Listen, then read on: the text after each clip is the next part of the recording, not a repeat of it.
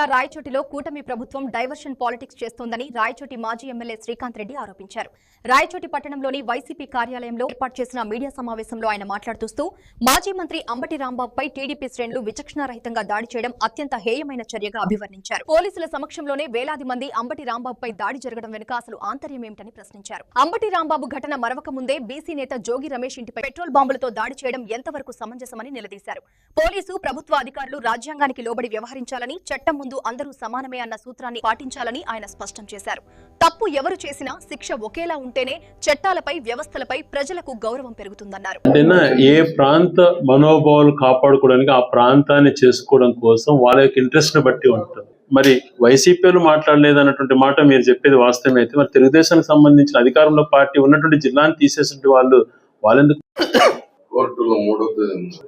చేసుకోలేక, కాపాడుకోలేక ఏదో మాట్లాడడం అర్థంపర్థం లేనట్టు, కానీ మనసులో పెట్టి ఆలోచన చేస్తే ఎంత నష్టం చేసాం ఈ ప్రాంతానికి అన్నట్టు ఆలోచన చేస్తే ఎవరైనా సిగ్గుపడతారు. ప్రస్తుతం జరుగుతున్నటువంటి పరిస్థితులను ఒకసారి పరిశీలన చేస్తే ఏదైతే చట్టపరంగా లేకపోతే ఒక మనోభావాలను దెబ్బతీసే విధంగా ఈ ప్రభుత్వం వ్యవహరించింది తప్పు అనేటువంటి నిరూపణ అవుతున్నటువంటి టైంలో ప్రజలంతా కూడా ఈ ప్రభుత్వం చేస్తున్నటువంటి విషయాన్ని సరైనటువంటిది కాదు, వీరు తప్పు చేస్తున్నారు అంటూ భావించేటువంటి సమయంలో డైవర్ట్ పాలిటిక్స్ అన్నటువంటిది నేర్చుకునేది వెన్నతో పెట్టిన విద్య ఈ ప్రభుత్వానికి కానీ, చంద్రబాబు నాయుడు గారికి కానీ, తెలుగుదేశం ప్రభుత్వానికి కానీ. అందులో భాగంగా ఈ విషయాన్ని ప్రజల్లోకి వెళ్ళిపోయింది.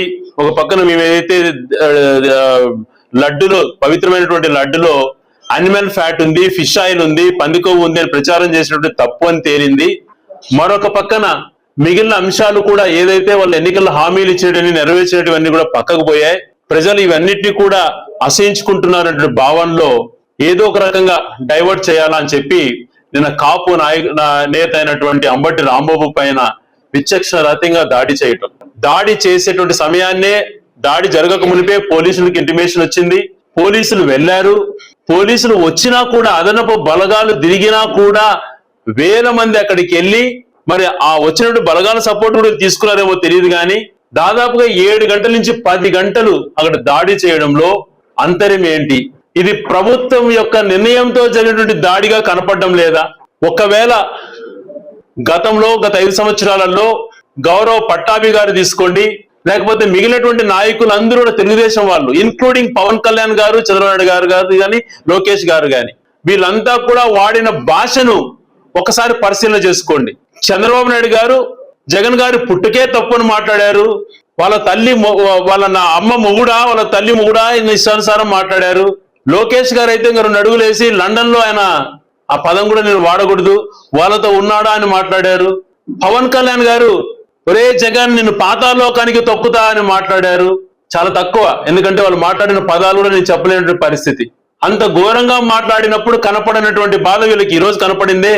ఒక మాటతో మన రాంబాబు గారు అన్నటువంటి మాటతో, రాంబాబు గారు అన్నటువంటి మాట కరెక్ట్ అని మేము ఎప్పుడు కూడా దాన్ని ఇది చేయం. తప్పు ఎవరు చేసినా అలాంటి భాషలలో, సంస్కృతిలో కొంచెం ఉండాలి.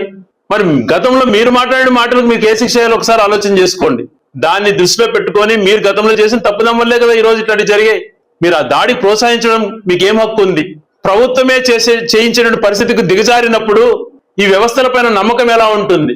10 గంటల పాటు దాడి చేయించారే, ఇంటికి నిప్పు పెట్టి కార్లు కాల్చి దౌర్జన్యపరంగా మహిళలు పచ్చి బూతులు మాట్లాడుతూ, వినరాని మాటలు మాట్లాడుతూ అంత దాడి చేస్తే ఒక అరగంటనో 15 నిమిషాలలో పోలీసులు 5 నిమిషాల్లో కంట్రోల్ చేసుకోండి. పోలీసులు అక్కడికి వచ్చి 10 గంటల దగ్గరుండి దాడి చేయడం ఎంతవరకు సమంజసం?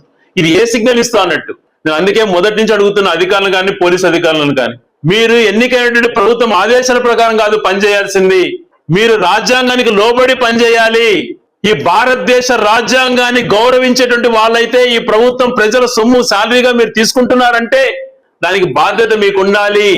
ఆ బాధ్యత లేకుండా వ్యవహరించినప్పుడు, మీరు వ్యవస్థను తప్పుదో పట్టించేటువంటి దారులు చూపించినప్పుడు ఇది ఎక్కడికెక్కడికో పోతుంది. ఇది మంచి పద్ధతి కాదు.